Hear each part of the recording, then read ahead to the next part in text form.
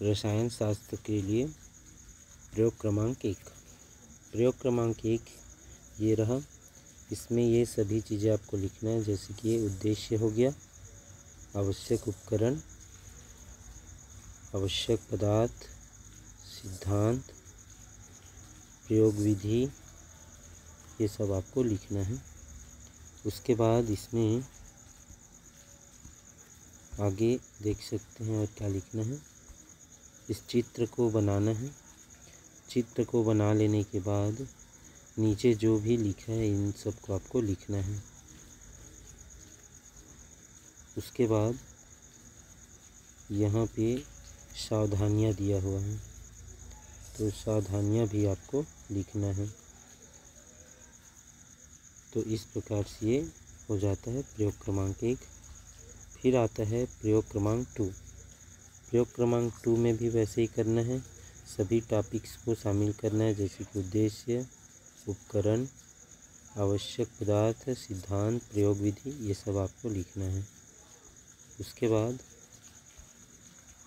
यहाँ पे जो बाकी है, जैसे कि सावधानियाँ हैं, तो सावधानियाँ में आप चाहे तो कुछ टॉपिक को आप छोड़ सकते हैं, 2-3 टॉपिक कम से कम लिखें यहाँ पे। अब आ जाता है प्रयोग क्रमांक 3। प्रयोग क्रमांक 3 यहाँ पे आपको ये पूरा लिखना है जो आप देख पा रहे हैं, सावधानियाँ तक यहाँ पे दिया है, तो ये सब आपको लिखना रहेगा। चलिए आगे देखते हैं।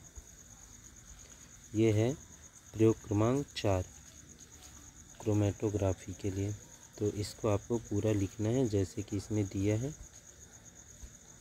प्रयोग क्रमांक 4 का ही शेष इस प्रकार से है नीचे में। ये सब चीज़ आपके ओपन वाले बुक्स में नहीं है, इसलिए आप ध्यान रखें कि इसी से आप स्क्रीनशॉट ले लें या फिर वीडियो को पॉज करके रोक करके आप भी लिख सकते हैं।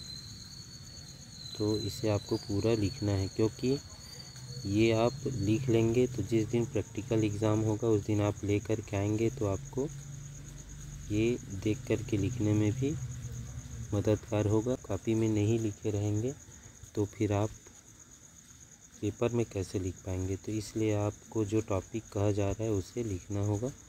ये चित्र भी बनाना है आपको, तो ये चित्र आप बना लेंगे।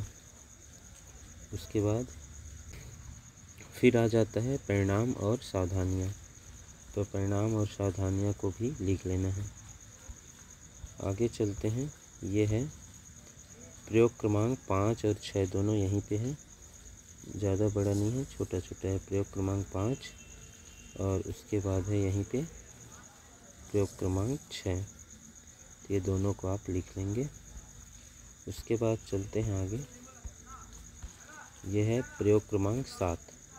प्रयोग क्रमांक 7 के भी 2 भाग हैं, जैसे कि अम्लीय मूलक, और उसके बाद इसके पार्ट 2 है बी, क्षारकीय मूलकों का परीक्षण। तो इन दोनों को आपको ऐसे ही लिख लेना है।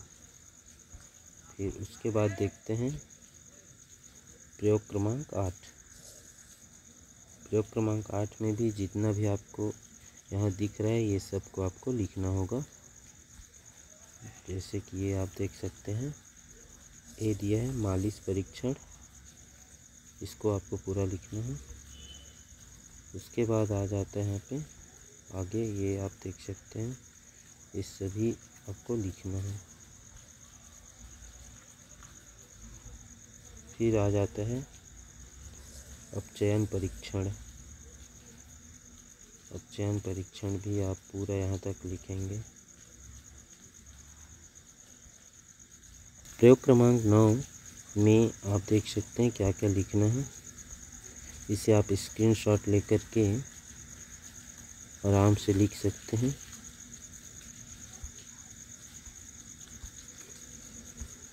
ये बहुत ही महत्वपूर्ण टॉपिक है ना।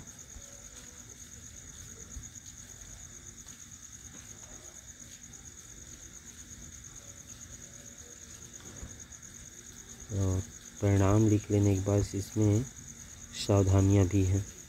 तो इस प्रकार से ये प्रयोग क्रमांक 9 भी कंप्लीट हो गया। और केमिस्ट्री में आपको प्रैक्टिकल इतना ही लिखना है।